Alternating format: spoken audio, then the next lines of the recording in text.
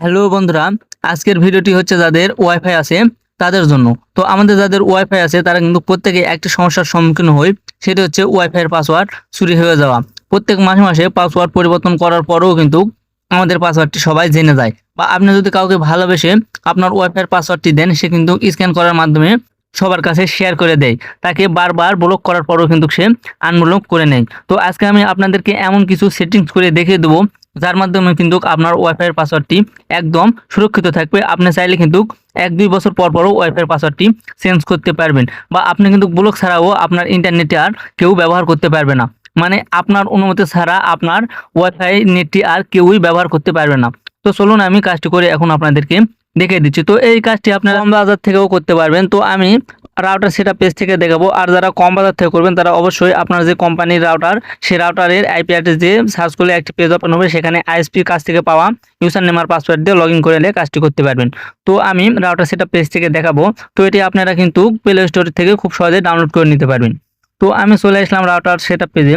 আজকে আমি আপনাদেরকে দুইটি সেটিংস করে দেখে দেবো। তো প্রথমটি হচ্ছে আপনারা ব্লক না করেও কিন্তু ইন্টারনেট সেবাটি সেভ রাখতে পারবেন। তো এটি কিভাবে করবেন চলুন এখন আমি আপনাদেরকে দেখে দিচ্ছি। তো এর জন্য উপরে দেখতে পাচ্ছেন 3 ডট আইকন, এই 3 ডট আইকনের উপর আপনারা একটি ক্লিক করে দিবেন।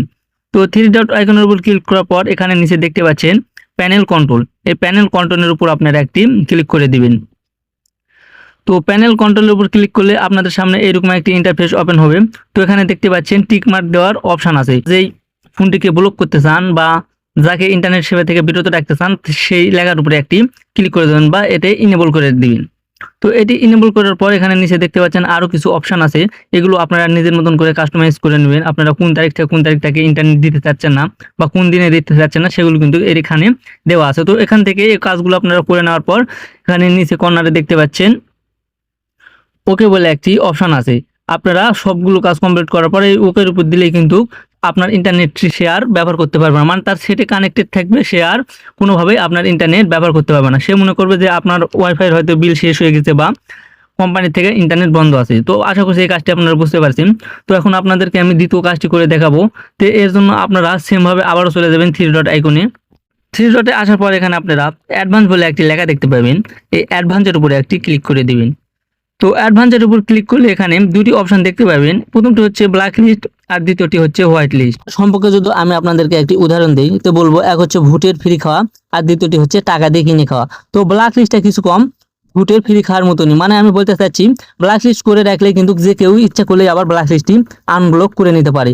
আর এখানে হোয়াইট লিস্ট যেটি, সেটি কিন্তু এখানে আপনার ইচ্ছা ছাড়া কেউ এখানে প্রবেশ করতে পারবে না। মানে আপনি যদি চান তাকে নেট সেবা দিতে চান, তো সে নেট চালাতে পারবে।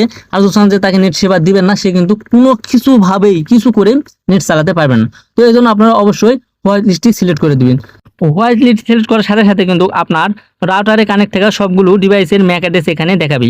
তো এখন আপনাদের মনে প্রশ্ন থাকতে পারে এই ম্যাক অ্যাড্রেসগুলো আপনারা কোথায় পাবেন, বা আপনারা অন্য ফোন কিভাবে কানেক্ট করবেন, বা এই ম্যাক অ্যাড্রেস আপনারা এখানে কিভাবে অ্যাড করবেন। তো আমি সবগুলোই আপনাদেরকে বিস্তারিত দেখিয়ে দেবো। তো ম্যাক অ্যাড্রেস কোথায় পাবেন আমি আপনাদেরকে ভিডিও শেষে দেখিয়ে দিচ্ছি। এখন আপনারা ম্যাক অ্যাড্রেস কিভাবে বসাবেন এটি আগে আপনাদের দেখিয়ে দিই। তো এই জন্য এখানে দেখতে পাচ্ছেন একটি ফাঁকা ঘর আছে, এর উপরে একটি ক্লিক দিবেন।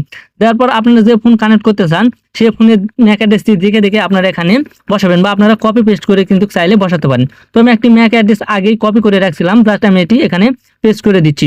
তো তারপর দেখতে পাচ্ছেন আমার কপি পেস্ট কমপ্লিট। এরপর কর্নারে দেখতে পাচ্ছেন প্লাস আইকন, এই প্লাস আইকনের উপরে একটি ক্লিক করবেন। তো প্লাস আইকনের উপর ক্লিক করার পর এখানে নিচে দেখতে পাচ্ছেন ওকে বলে একটি অপশন আছে। ওকের উপর দিলে কিন্তু আমার এই ফোনটি কানেক্ট করা বা ম্যাক অ্যাড্রেস বসানো কমপ্লিট। তো এখন আপনাদেরকে আমি দেখে দিচ্ছি, চলেন এই ম্যাক অ্যাড্রেসে আপনারা কোথায় পাবেন।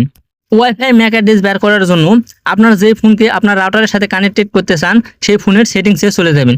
যারপর উপরে সার্চ বার পাবেন, সার্চ বারে টাইপ করবেন ওয়াইফাই ম্যাক অ্যাড্রেস।